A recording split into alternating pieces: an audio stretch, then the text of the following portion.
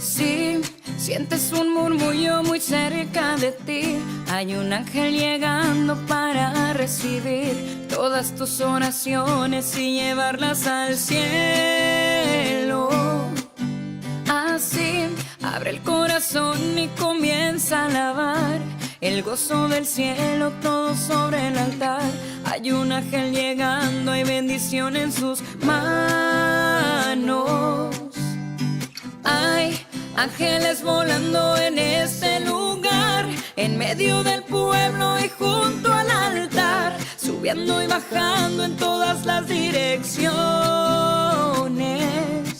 No sé si la iglesia subió o si el cielo bajó, si sé que está lleno de ángeles de Dios, porque el mismo Dios está aquí.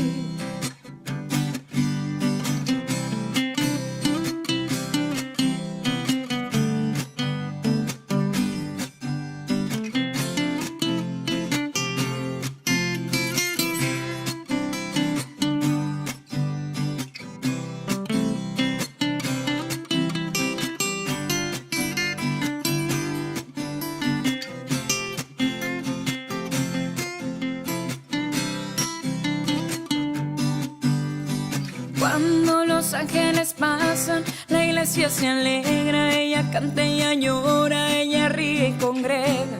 Enfrenta el infierno, disipa el mal. Siente la brisa del vuelo de tu ángel ahora. Confía, hermano, pues esta es tu hora. La bendición llegó y te la vas a llevar.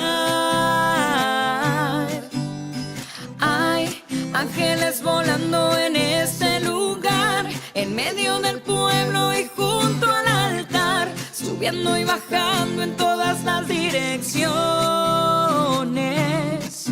No sé si la iglesia subió o si el cielo bajó, si sé que está lleno de ángeles de Dios, porque el mismo Dios está aquí.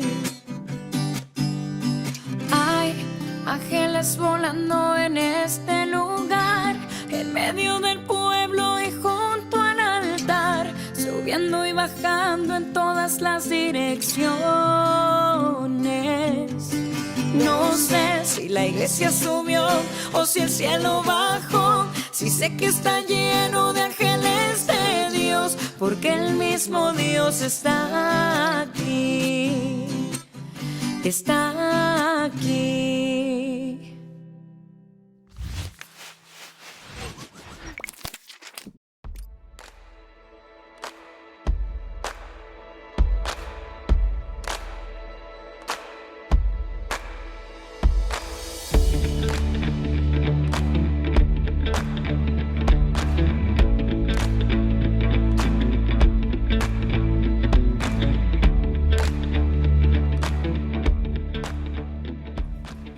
¿Qué tal, amigos, hermanos, amados? Un placer estar con ustedes en este día para compartir este estudio de la palabra del Señor. Una vez más, hoy día trataremos los capítulos 29 y en lo posible el 30 también del libro de Ezequiel. Pero antes vamos a orar como lo hacemos regularmente. Padre, en el nombre de Jesús, inclinamos nuestro rostro ante ti. Te pedimos que tu gracia maravillosa, Señor, nos sostenga, nos fortalezca, nos atienda, Señor, y que el poder de tu amor sea sobre cada uno de nosotros. Gracias por tu inmensa misericordia sobre nuestra vida. Oramos a ti en el nombre precioso de Jesús. Amén y amén. Bueno, como les dije, vamos a entrar en este capítulo 29 y lo primero que nos dice el texto, como ocurre generalmente, es que el mensaje que él recibe es un mensaje que viene de parte de Dios. Pero además de eso, fíjese usted que hay algo muy interesante en este capítulo, que él nos da un tiempo, él nos marca un periodo de tiempo que están dentro de los capítulos 29 al 32 aproximadamente, y que nos dicen las fechas en las que uno podría acercarse. Debemos sí entender, como siempre lo menciono, que cuando miramos las fechas en la Biblia, tenemos que comprender que no son fechas exactas, así como solemos a veces decir, yo nací en tal fecha, en tal día, tal mes, tal año. o tal hecho ocurrió hoy día con esto de las efemérides, por ejemplo, tal día, tal mes, tal año.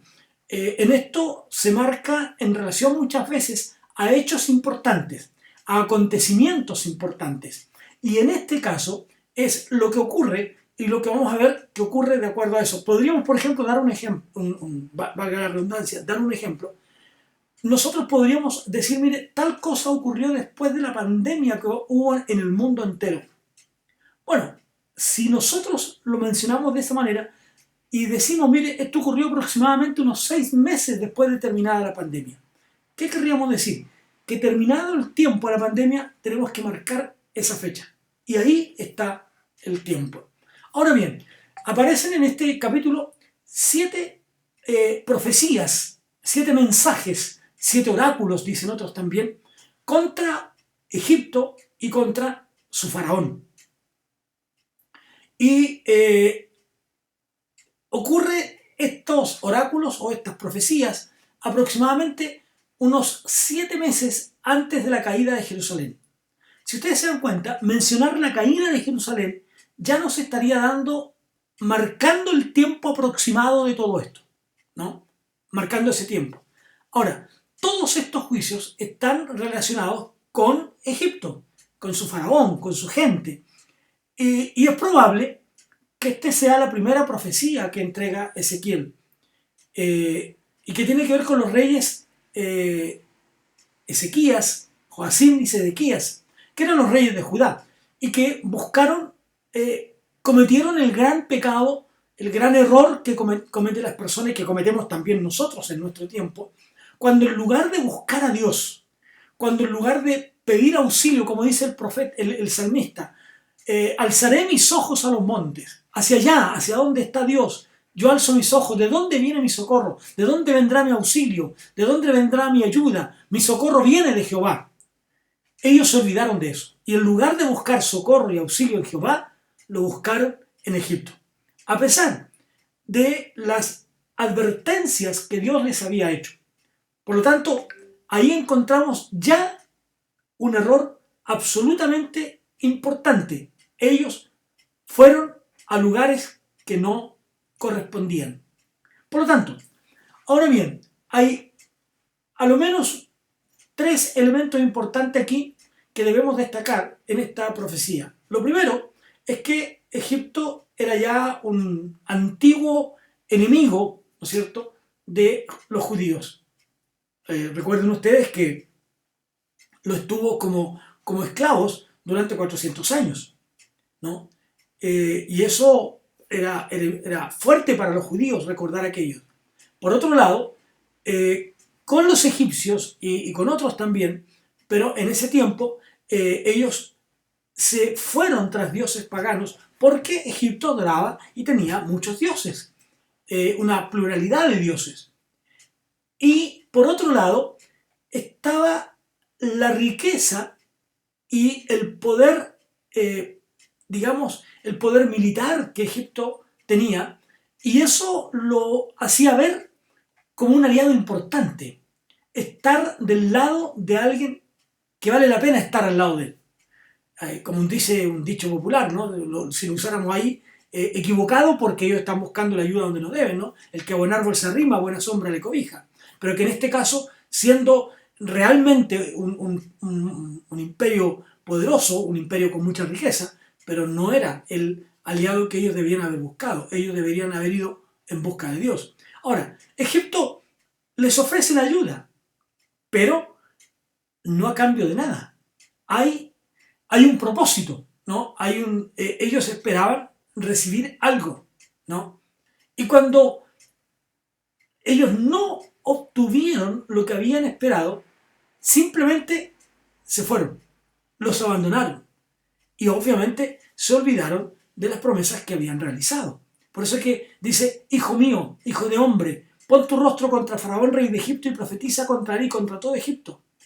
Egipto tenía grandes tesoros de todo tipo, artísticos, una civilización extraordinaria, un poder militar muy fuerte, muy poderoso, reconocido en todo el mundo del tiempo, ¿no?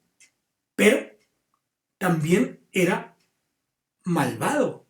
Era una nación malvada, era una nación egoísta, idólatra. Y trataba a los que tenía bajo su custodia como los esclavos con una crueldad extraordinaria.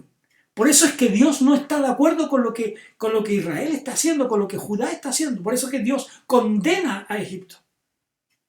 En una batalla en Carquemis, en el 605 a.C., Babilonia había aplastado a Egipto junto con Asiria, sus rivales en todo tiempo. Ahora, dice entonces el texto 3, hablas y di, así dice el Señor, aquí estoy contra ti, Faraón, rey de Egipto, el gran monstruo que yace en medio de sus ríos, que ha dicho, mío es el Nilo, yo mismo me lo hice. Esto realmente enturbió tal la vida de Faraón y del pueblo y de la nación de Egipto, ¿no? Y que se expresa en este poema alegórico, ¿no? Cuando ellos dicen que simplemente ellos eran los dueños de Egipto. El orgullo mayor, el pecado más grande que ellos tenían, ¿no es cierto?, era ser orgullosos porque se consideraban incluso creadores del Nilo. ¿Cuál era la razón? Simplemente porque habían aprendido a usar sus aguas. El Nilo era un río que daba vida, ya que cruzaba en medio del desierto.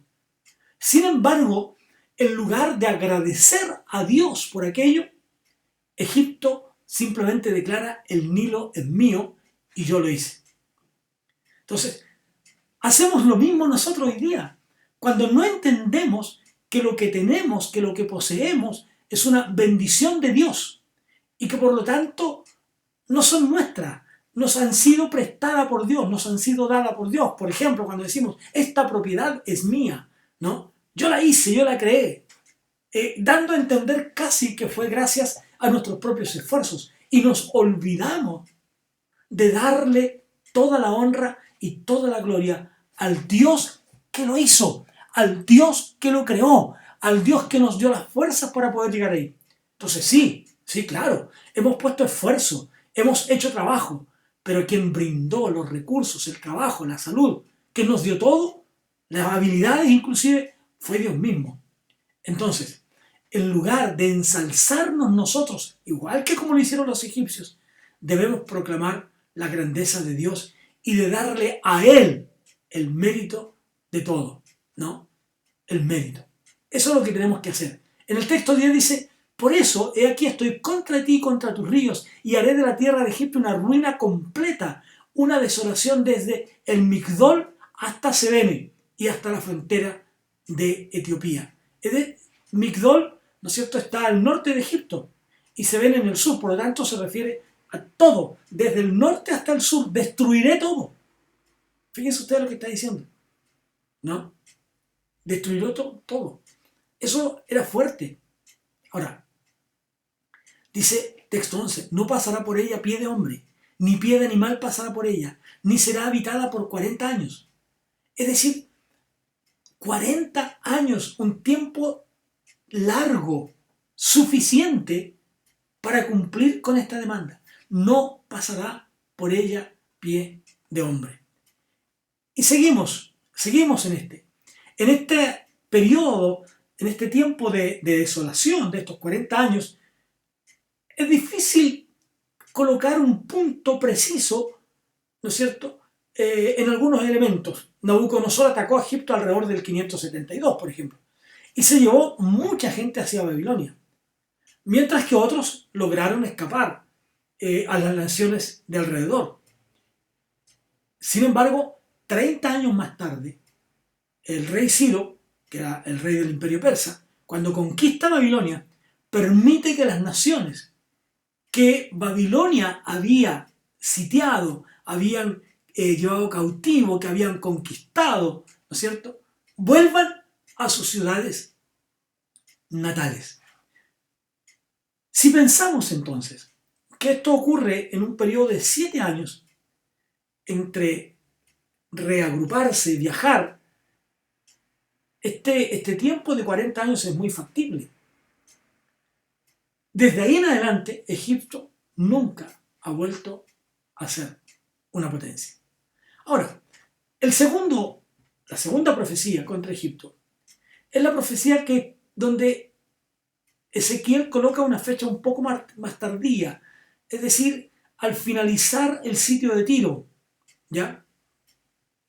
Y este se describe, ya lo vimos en el capítulo 26, y se explica que el sitio fue aproximadamente 13 años desde el punto de vista de lo económico, ya que la riqueza de la ciudad situada en el litoral fueron trasladadas, ¿no? Sin acceso al botín, los despojos de Egipto trajeron compensación. Esta profecía al rey Nabucodonosor, esta profecía que se da en el año 571, realmente es la última que aparece en Ezequiel. Nabucodonosor conquistó finalmente Tiro, después de un costoso sitio de 15 años. Él no plantea tal costo, por lo que fue hacia el sur y logró conquistar Egipto.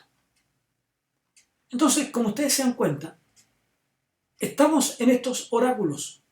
El tercero de ellos, contra Egipto, probablemente en el año 587, entre los primeros meses del año, entre enero y abril, ¿no?, viene esta tercera profecía. Hijo de hombre, profetiza, estamos en el capítulo 30 ahora, profetiza y di, así dice el Señor Dios, gemid, ay de aquel día.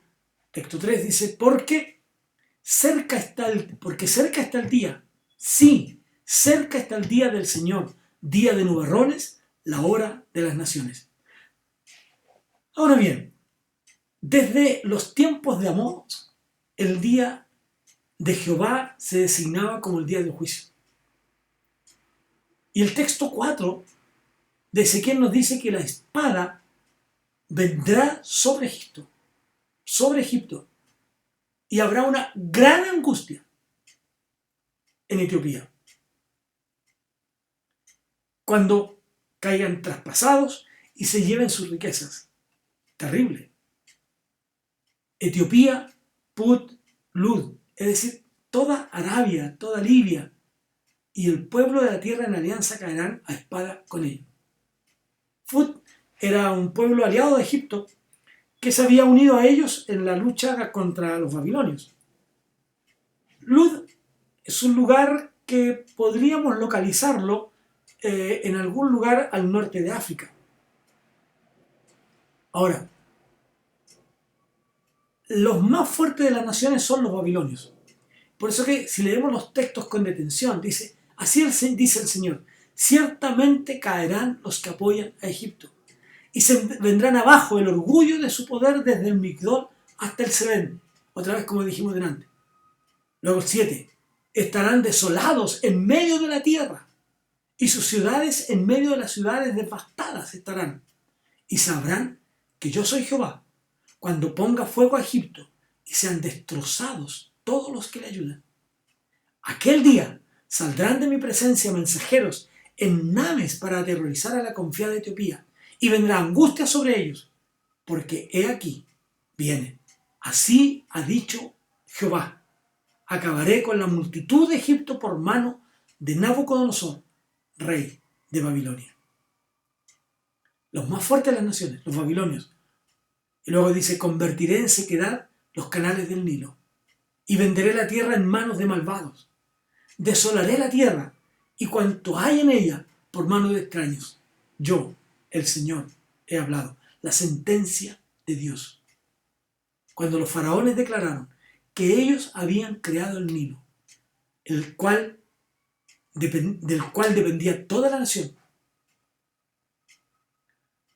Si ustedes se imaginan, si Dios secaba el Nilo, la nación sería destruida. Por lo tanto, esta desolación que nosotros vemos, por ejemplo, el texto 13 del capítulo 30 dice, así ha dicho Jehová el Señor, destruiré también las imágenes y destruiré los ídolos de Memphis, y no habrá más príncipe de la tierra de Egipto, y en la tierra de Egipto pondré temor. Asolaré a Patros y pondré fuego a Zoán, y haré juicio en Tebas. Fíjense ustedes, haré juicios en Tebas. Memphis es una localidad situada sobre la ribera occidental del río Nilo. Así que todo esto. Patros, ciudad que está ubicada al noreste de Egipto. Entonces, toda esta sentencia está en contra de ellos. En Tafnes, dice el texto bíblico, el día se oscurecerá cuando yo quiebre allí los yugos de Egipto y cesará en ella la soberbia de su poderío. Una nube la cubrirá y sus hijas irán al cautiverio. Dense cuenta ustedes, hermanos. Todo esto acontecería. ¿Por qué? Porque ellos habían abandonado a Dios. Así ejecutaré juicios en Egipto y sabrán que yo soy el Señor. Y sabrán que yo soy el Señor. Esta es una profecía que está dada en contra de Egipto y sus aliados, debido a la soberbia, a la idolatría con la que ellos habían actuado. El listado que nos entrega nos muestra el grado de destrucción, lo terrible de aquello. Secar el Nilo nos muestra también su profundidad. Incapacitaría por completo. Sin duda, era un mensaje para Israel, para el pueblo de Dios. Era un mensaje para Judá. Es decir, nada en Egipto podía hacer que ellos fueran bendecidos. Nada de Egipto haría que ellos recibieran bendición, sino castigo, por haber puesto su confianza en quien no debían, por haber puesto toda su esperanza en quien no debían. Eso, insisto siempre, ocurre también en nuestros días. Cuando nosotros buscamos la ayuda en cualquier otro sitio antes que buscarla en Dios. Dios siempre, amigos, colocará a nuestro alrededor elementos que nos ayuden en nuestra vida. Dios siempre extenderá su mano para con nosotros. Dios siempre vendrá en nuestro auxilio. Nunca nos abandonará. Si nosotros buscamos primeramente a Dios, como dice el libro, el texto bíblico, busquen a Jehová mientras puede ser hallado. Llámenle en tanto que está cercano. Pero también dice el texto en el Nuevo Testamento, buscad primeramente el reino de Dios y todas las demás cosas le serán añadidas. Cuando el hombre se entenebrece y busca la ayuda en los lugares que no debe, viene sobre él el castigo. Cuando el hombre no va donde Dios y se olvida de Dios y busca la ayuda en las naciones que él cree poderosas, sin duda, todo se vendrá abajo. Luego dice texto 20 del capítulo 30, y sucedió en el año 11, el mes primero, el día antes del mes, el día 7 del mes, que vino a mí la palabra del Señor diciendo, este año, que es el 587, Jerusalén había sido situada bajo conflictos con Babilonia. Judá se rebeló contra Babilonia e hizo alianza, se rebeló contra Babilonia e hizo alianza con Egipto, a pesar, como dije, de la advertencia. Uno de sus faraones, Ofra, hizo una mueca, un intento poco franco, poco real, poco honesto de ayudar a Jerusalén. Pero cuando ve que el ejército de Nabucodonosor se vuelve contra él, huye de regreso a Egipto. Cuando Dios dice que quebraría el brazo de Faraón, se refiere a estas derrotas. Una y otra, Dios acabaría con cada uno de ellos. Texto 21. Hijo de hombre, he quebrado el brazo de Faraón, rey de Egipto, y he aquí, no ha sido vendado para curarlo, ni ligado con vendas, de modo que cobre fuerzas para empuñar la espada. O sea, no volverán a tener fuerzas. Por tanto, ¿qué nos dice? Por tanto, así dice el Señor Dios, he aquí estoy en contra de Faraón, rey de Egipto, quebraré sus brazos, tanto el fuerte como el fracturado, y haré que la espada caiga de su mano. ¡Qué tremendo! ¡Qué tremendo! Este hecho poderoso, ¿no? Este hecho tremendo de Dios que termina con los poderosos porque Él es el Dios todopoderoso. El cuarto oráculo, cuarto mensaje, ocurre aproximadamente unos 3 meses antes de la caída de Jerusalén. Como dije, Dios quiebra el brazo de Faraón, Ofra, con este triunfo de Nabucodonosor. Pero Faraón, en lugar de ayudar a Judá, producto de esta alianza que habían hecho, no lo hace. Por lo tanto, ahora Dios dice, no solo quebrará el brazo que ya está quebrado, sino también el brazo que está firme. Por lo tanto, la espada caerá de su mano. Es decir, perderá toda su fuerza. Dios lo destruirá por completo. No quedará nada en él. Y esta profecía es que Dios destruye el poderío militar de Egipto.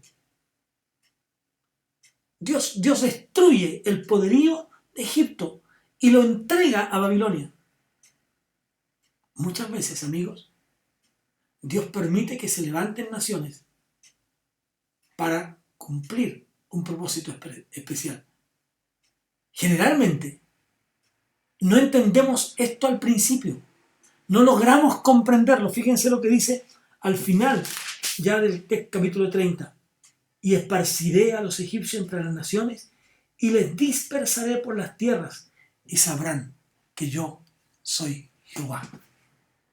Por lo general, nosotros en principio no entendemos el mensaje, los mensajes de parte de Dios. No logramos comprenderlos. Pero Dios nos habla con claridad. Recuerden, Dios es soberano. Dios es todopoderoso. Es soberano. Por lo tanto, no hay poder militar humano que pueda enfrentarse a Dios y salir victorioso. Por lo mismo, entonces, mantengámonos en oración por nuestros países, por nuestra patria, para que cuando las fuerzas del mal atenten contra nosotros, nuestros militares, nuestro ejército pueda defender, pero siempre buscando el poderoso brazo de Dios. Nosotros cantamos muchas veces, tu mano me sostiene. No hay nada más extraordinario, amigos, que confiar en la mano sustentadora de Dios, nuestro Señor. Amén. Padre, te damos gracias en el nombre de Jesús por este tiempo que tú nos permites estar en tu presencia, que tú nos das la oportunidad de poder compartir tu palabra. Señor, que podamos llegar a entender con fidelidad el mensaje que tú quieres para nosotros. Llévanos de victoria en victoria, Señor, cada día, y que nunca dejemos de confiar en que tú eres el Rey y el Señor de todas las cosas. Por siempre y para siempre, a ti la gloria. Amén y amén. Que Dios les bendiga y nos volvemos a encontrar en una próxima oportunidad, la próxima semana, para continuar este estudio tan apasionante de cómo Dios, a pesar del castigo, a pesar de lo que hace, Dios siempre está pensando en lo bueno para su pueblo. Que Dios les bendiga. Un gran abrazo. Si sientes un murmullo muy cerca de ti, hay un ángel llegando para recibir todas tus oraciones y llevarlas al cielo. Así, abre el corazón y comienza a alabar el gozo del cielo, todo sobre el altar. Hay un ángel llegando, hay bendición en sus manos.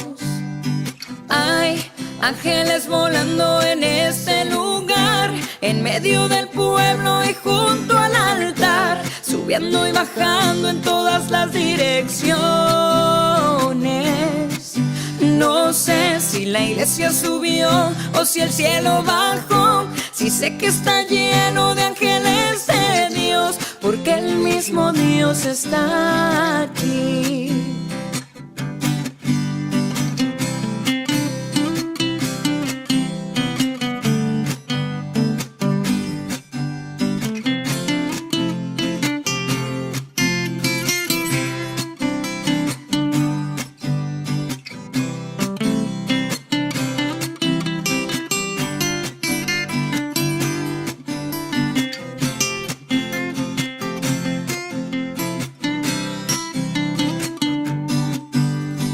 Cuando los ángeles pasan, la iglesia se alegra, ella canta, ella llora, ella ríe y congrega.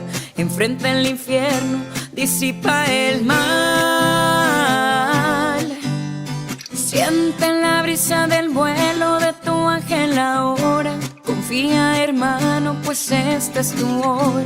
La bendición llegó y te la vas a llevar. Hay ángeles volando en este lugar, en medio del pueblo y junto al altar, subiendo y bajando en todas las direcciones. No sé si la iglesia subió o si el cielo bajó. Si sé que está lleno de ángeles de Dios, porque el mismo Dios está aquí.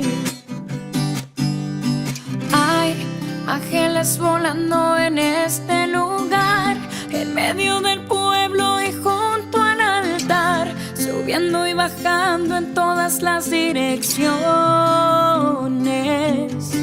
No sé si la iglesia subió o si el cielo bajó. Si sé que está lleno de ángeles de Dios, porque el mismo Dios está aquí.